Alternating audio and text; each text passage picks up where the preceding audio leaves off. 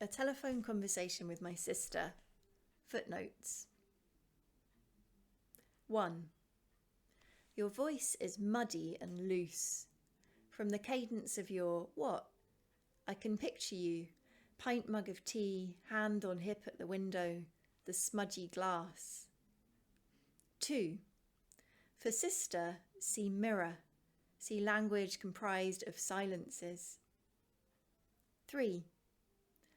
I'm thinking of suitcases, rucksacks, freight, the process of bearing something from one place to another, conveyance, transportation. 4. I don't mention the dream I've had in which you're dog-tired. Awake is a doleful burden. You nod and nod, mechanical, leaden eyelids. I haul you onto my back like a woolen coat and set off for home. 5. We never set fire to the lawn with the magnifying glass. The scissor blades didn't draw blood, but, aged 5 and 7, we loaded our possessions into plastic beach buckets and set out to seek our fortunes. 6. You didn't fall out of the bunk bed above me and break your leg, though it feels like a clear and genuine memory. The green-dyed hamster story is also invented. At school, we never acknowledged each other's presence. 7. In journal number 3, page 6, I narrate this journey home. On the morning bus back to London, I prized my cheek from the window glass and spilled a coastline of dribble. My eyes fell and fell back. Sleep was a rusty bullet. My brain was a plumbing stone. I spoke, or dreamed I spoke, aloud, but I couldn't catch any of the sense. The day trippers were creaseless, utterly peachy. Look, it's Oxford Street, they said. We were just past Earl's Court, a wide, nondescript avenue. 8.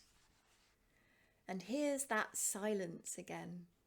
The one with scuzzy, static water dammed behind it, rising. I count the things said, unsaid. I riffle around for the right-shaped question. 9. We conventionally represent translation as bridging two languages, as a communication model of equivalence and exchange, but that is not what it is. Naoki Sakai quoted in Mickey, Stephen, Preface, Cook, Stewart, ed. George Diangayan's Bulu line, A West Kimberley Song Cycle, Glebe, Puncher and Watman Poetry, page 8. 10. This endless waiting at bus stops occurs in previous stories. See Journal 15, page 8. After the pub, you couldn't find the door keys to your own flat, so we hauled you up the old house steps and into your childhood bed. Hours later, you were up again, stood stock still by the stair post on the landing. You were waiting for the bus, you said. You had to get home. 11. I was ashamed. How could I look the newspaper boy in the eye? My small, dull heart like a cherry stone. For guts, hardihood, flint and grit, see bitter kernel. 12. I'm remembering taxiing home from that work party, reams of night road, the recreation grounds of South London swooning by. 13. I've lost track of the sense of the words we are making. Our voices mimic the paper sound of reed stalks jostling, mouthing a nameless sea song. 14. Outside the babble of this conversation, a duo of synchronized geese rides the air. The geese twist gravity, tickle the lake. A mallard tips tail up, powers its body under. An iron tower spins out power lines across the afternoon, and the blue is porcelain teacup, afternoon kimono. 15. I haven't told you yet that while I was trying to read your story, my browser crashed repeatedly. The software company representative, his voice very protracted as if underwater, fiddled remotely inside my computer's intestines. When I restarted as instructed, the screen blinked softly in a new mauve, looped a blank bloom of a reboot that wouldn't settle. I screamed, and then I spent 2 hours calling for my cat in the communal garden, rattling a paper bag of desiccated meat.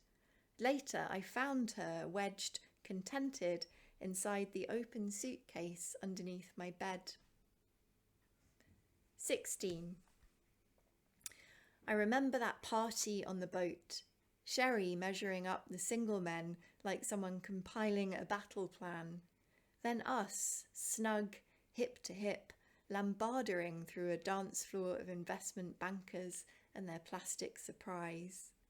Then later, your voice, as if ventriloquized from a smaller body, calling from inside a grim, locked toilet cubicle. I need you to find me. I don't know where I am.